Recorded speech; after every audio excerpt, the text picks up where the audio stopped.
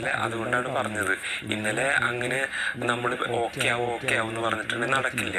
കാരണം ഇന്നലെ ഈ പ്രശ്നത്തിൽ ഈ വീട്ടിലെ എല്ലാവരും ഉൾപ്പെട്ടിരുന്നു, എല്ലാവർക്കും അഭിപ്രായം ഉണ്ടായിരുന്നു. അപ്പൊ ഇന്നലെ നിങ്ങൾ ഇപ്പൊ അനുമോട് പോയിട്ട് ആദിലോടും നൂറോടും സംസാരിക്കണം, അല്ലെങ്കിൽ ഷാനവാസിനോട് സംസാരിക്കണം എന്ന് പറഞ്ഞിട്ടുണ്ടെങ്കിൽ അത് പോസിബിൾ ആയിട്ടുള്ള ഒരു കാര്യമല്ല. എനിക്ക് ബുദ്ധിമുട്ടായിട്ട് എനിക്ക് ഇന്നൊക്കെ ഒരു മോണായി വരാൻ ഭയങ്കര ബുദ്ധിമുട്ടാണ്. പക്ഷേ പറഞ്ഞ കാര്യങ്ങൾ എന്റെ എന്താ പറയണ്ടത് ഇപ്പോഴും എന്റെ ചെവി കിടക്കുകയാണ്. പക്ഷേ ഇന്നെന്ന് പറയുന്നത് ഫ്രഷ് സ്റ്റാർട്ടാണ്.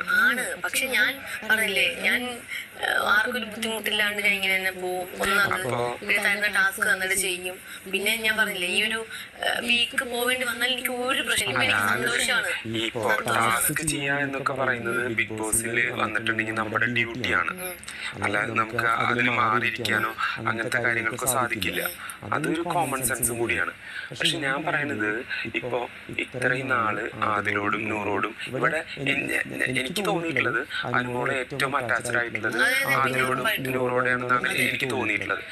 ഇന്നലെ കുറച്ച് ഒരു അഭിപ്രായ വ്യത്യാസത്തിന്റെ പേരിൽ ഞാനിപ്പോ അനുമോളാണെങ്കിലും മാറിയിരുന്നു. അനുമോൾക്കും അനുമോളുടേതായിട്ടുള്ള ഒരു സ്പേസ് വേണമായിരുന്നു, ടൈം വേണമായിരുന്നു. അപ്പൊ അത് ഇന്നലത്തോടു കൂടെ ഉറങ്ങി എണീറ്റപ്പോ അത് തീർന്നു.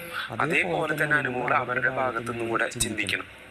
അവർക്കും ഒരു എന്താ പറയാ, ചില സാഹചര്യങ്ങളുടെ സമ്മർദ്ദം എന്ന് പറയുന്നത് നമ്മള് അതിന്റെ ഭാഗമായിട്ട് അവർക്കും ഒരു ടെൻഷനോ അല്ലെങ്കിൽ അവർക്കും അവരുടേതായിട്ടുള്ള ഒപ്പീനിയൻ, അഭിപ്രായങ്ങൾ ഉണ്ടായി.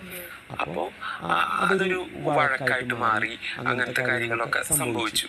അപ്പൊ അവരും ചിലപ്പോൾ ആഗ്രഹിക്കുന്നുണ്ടായിരിക്കും ഈ ഒരു ഒന്ന് സംസാരിച്ചിരുന്നെങ്കിൽ എന്ന് ചിലപ്പോൾ ആഗ്രഹിക്കുന്നു.